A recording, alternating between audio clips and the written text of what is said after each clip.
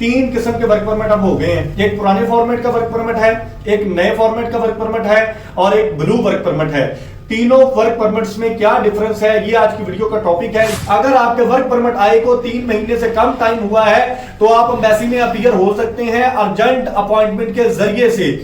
Urgent appointment सिर्फ वही लोग लेके जाएं जिनके पास नए फॉर्मेट का वर्क परमिट है। अस्सलाम वालेकुम दोस्तों, मेरा नाम हाफिज उस्मान है और आप आइडियल वीजा के प्लेटफॉर्म से मुझे देख रही हैं। कैसे हैं आप सब? उम्मीद करता हूं आप सब खैर आफियत से होंगे। आज की वीडियो बेलारूस के बारे में है। एक मरतबा फिर हम इसी पे वीडियो बना रहे हैं क्योंकि क्यूरीज आपकी बहुत ज्यादा आ रही थी और काफी दिनों से मैंने इस पे वीडियो भी नहीं बनाई थी। तो आप दोस्तों को बताता चलूं कि छोटी छोटी जो इन्फॉर्मेशन होती है ना बेलारूस के रिगार्डिंग हो या डिफरेंट कंट्रीज के रिगार्डिंग हो, वो मैं टिकटॉक पे ज्यादा आप देता हूं क्योंकि टिकटॉक की वीडियो होती है फौरन रिकॉर्ड हो जाती है और हम उसको अपलोड कर देते हैं। यूट्यूब की वीडियो के लिए प्रॉपर सेटअप करना पड़ता है और इसकी एडिटिंग भी एक सरदर्द वाला काम है, तो इस वजह से इस पे वीडियो कम आती है।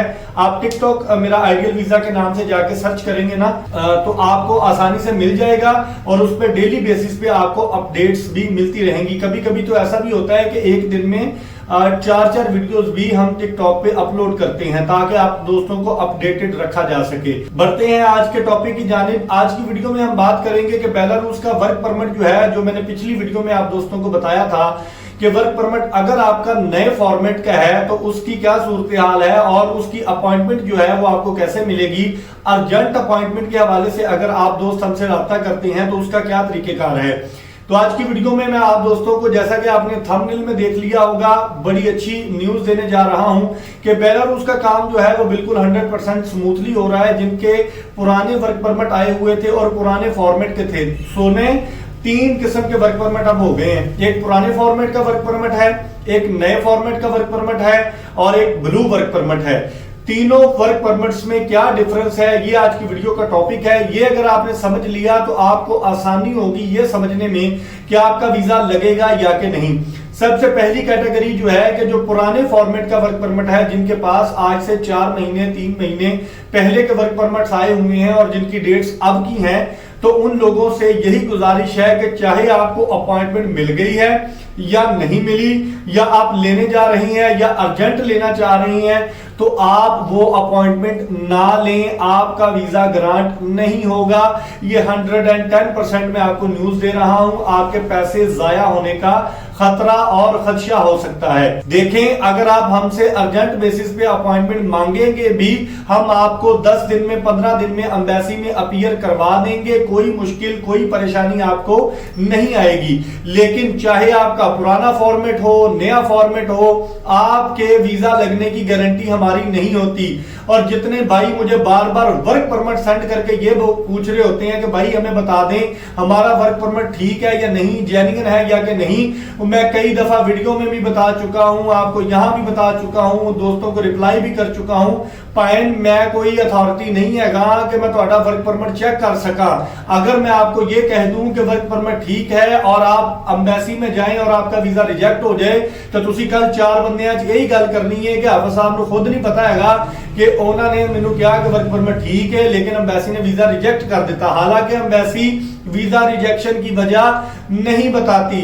तो ये मसला है मेरे भाई, जो आपका वर्क परमिट है वो सिर्फ और सिर्फ एम्बेसी वेरीफाई कर सकती है। हम सिर्फ तुक्का लगा सकते हैं, अंदाजा लगा सकते हैं।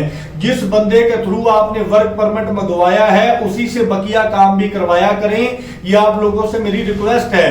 जो लोग मुझे मैसेज करके ये बोलते हैं ना कि आप हमें अर्जेंट अपॉइंटमेंट ले दें और वीजे की गारंटी भी दे दें, तो उसके लिए मैं हाथ जोड़ के आप दोस्तों से दस्तबस्ता माजरत चाहता हूं।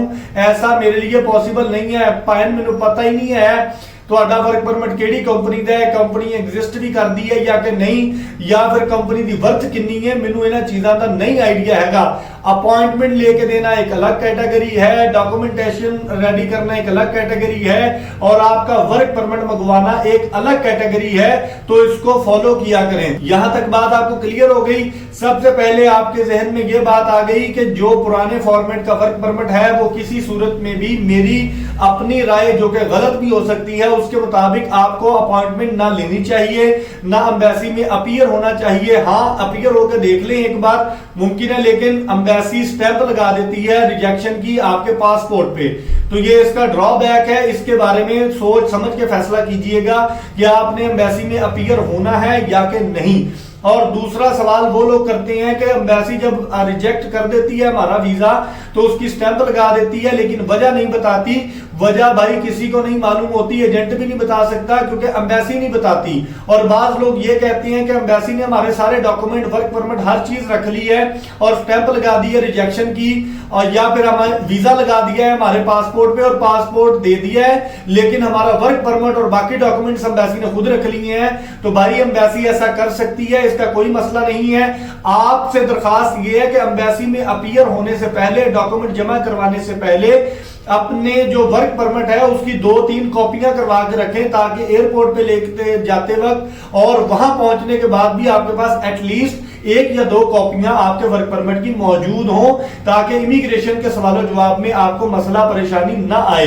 दूसरा, नए फॉर्मेट का वर्क परमिट जिन भाइयों के पास भी है, चाहे उनके पास अपॉइंटमेंट है या नहीं है, अगर उनका वर्क परमिट वैलिड है और उनका वर्क परमिट इमिग्रेशन से इश्यू हुए, याद रखें, इमिग्रेशन से इश्यू हुए यानी कि बेलारूस से आपका वर्क परमिट पाकिस्तान में आए हुए 3 महीने से कम टाइम हुआ है।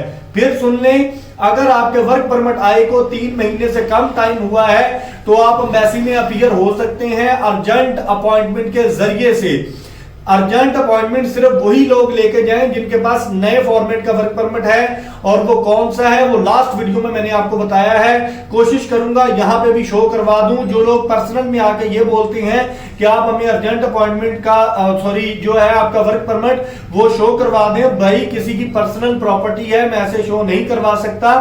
मैंने जो उसका मेजर डिफरेंस है वो आप दोस्तों को बता दिया है, दायरा लगा हुआ होगा, आप उसको चेक कर सकती हैं। अगर आपका वर्क परमिट इस फॉर्मेट का है जिसपे दायरा लगा है तो आपका न्यू फॉर्मेट है, मैं इस पे मेंशन भी कर दूंगा। और अगर आपका वर्क परमिट जिसपे क्रॉस लगा हुआ है ये वाला है तो आपका पुराने फॉर्मेट का वर्क परमिट है। तो नए फॉर्मेट के वर्क परमिट वाले, चाहे आपके पास जून जुलाई की अपॉइंटमेंट क्यों नहीं है 2026 की, अगर आप अर्जेंट अपॉइंटमेंट लेना चाहते हैं और आप एम्बेसी में अपीयर होना चाहते हैं तो आप हमसे राब्ता कर सकते हैं। बराहे करम सिर्फ वही लोग राब्ता करें जिनके पास डॉक्यूमेंट्स कंप्लीट हैं, 15-16 डॉक्यूमेंट्स है, उसको अपीयर होने से पहले कंप्लीट करें। सारी चीजें आपके पास पूरी होंगी तो आप एम्बेसी में लेके जाएंगे ना, फिर ही आपको अर्जेंट अपॉइंटमेंट लेके देने का फायदा है। बाकी मेरे से तो आप मांगेंगे टोटल फाइल आप मुझे अपनी सेंड करेंगे जिसमें आपकी ट्रैवल इंश्योरेंस, आपके टिकट रिजर्वेशन, आपका वर्क परमिट, आपका जो डिप्लोमा है, आपका एक्सपीरियंस लेटर है, FRC, MRC, बैंक स्टेटमेंट, ये सारी चीजें आप मुझे देंगे। मैं अगले बंदे को, एजेंट को सेंड करूंगा, वो एम्बेसी में पहुंचाएगा, फिर आपकी अपॉइंटमेंट होगी और फिर आप एम्बेसी में जाएंगे। जो लोग कहते हैं कि सिर्फ वर्क परमिट पे अपॉइंटमेंट ले दें तो ऐसा पॉसिबल नहीं है, और वीजा लगने की भी कोई गारंटी ना हम देते हैं ना आप। अगर आपको ऐसा लगता है कि आपका वीजा रिजेक्ट हो जाएगा तो आपने जिस बंदे के थ्रू वर्क परमिट मंगवाया है ना उसी बंदे के थ्रू अपॉइंटमेंट लें ताकि आपको वीजा की गारंटी भी वो दे सके। अब तीसरा आ जाते हैं उन लोगों की तरफ जिन लोगों के पास ब्लू वर्क परमिट है। ब्लू वर्क परमिट कैसा होता है स्क्रीन पर आपको दिखा रहा हूं। ब्लू वर्क परमिट ऐसी बला का नाम है कि कहीं भी अगर वीजा नहीं लग रहा, अगर आपके पास ब्लू वर्क परमिट आ जाता है तो आपको अपॉइंटमेंट भी एम्बेसी हाथों हाथ देगी, क्योंकि ये वो वर्क परमिट है जो कि एम्बेसी से और इमिग्रेशन से अप्रूव होके आता है। एम्बेसी इस वर्क परमिट की वेरिफिकेशन लंबी नहीं करती, आपको अपॉइंटमेंट भी विद इन 1 वीक मिल जाती है, सबमिशन भी हो जाती है और वीजा भी 120% गारंटी होती है कि इस वर्क परमिट पे आपको वीजा भी मिल जाएगा। तो ये वर्क परमिट जिन लोगों के पास मौजूद है उनको अर्जेंट अपॉइंटमेंट लेने की जरूरत नहीं है। तो ये उन लोगों के लिए खुशखबरी है जिन लोगों ने ब्लू वर्क परमिट या तो अप्लाई किए हुए हैं या जिन लोगों के पास आ गए हुए हैं। जिन लोगों के पास वर्क परमिट मौजूद है ब्लू वर्क परमिट, वो अपनी फाइल रेडी करें जल्द से जल्द और एम्बेसी में अपीयर हो ताकि आपका वीजा जल्दी से ग्रांट हो सके। जिन लोगों के पास न्यू फॉर्मेट का वर्क परमिट है, ब्लू नहीं, न्यू फॉर्मेट का नॉर्मल वर्क परमिट है वो अर्जेंट अपॉइंटमेंट लें। जिन लोगों के पास पुराने फॉर्मेट का वर्क परमिट है वो अपना रिस्क ना लें, नए सिरे से वर्क परमिट मंगवा के एम्बेसी में अपीयर हो ताकि आपका वीजा रिजेक्ट ना हो। और तीसरा, जिन लोगों के पास ब्लू वर्क परमिट है वो 110% बगैर अर्जेंट अपॉइंटमेंट के एम्बेसी में जाएं, आपका वीजा लगने का चांस मैक्सिमम है 120% आपका वीजा जरूर ग्रांट होगा। कल तक की वीडियो के लिए अपने मेजबान हाफिज उस्मान को इजाजत दीजिए। इस तरह की मजीद अपडेट्स के लिए और नए नए वीजा की इंफॉर्मेशन जानने के लिए आइडियल वीजा को सब्सक्राइब कर लें ताकि इस तरह की मजीद अपडेटेड वीडियो आप तक पहुंचती रहें। कल तक वीडियो के लिए इजाजत दें। अल्लाह निगहबान।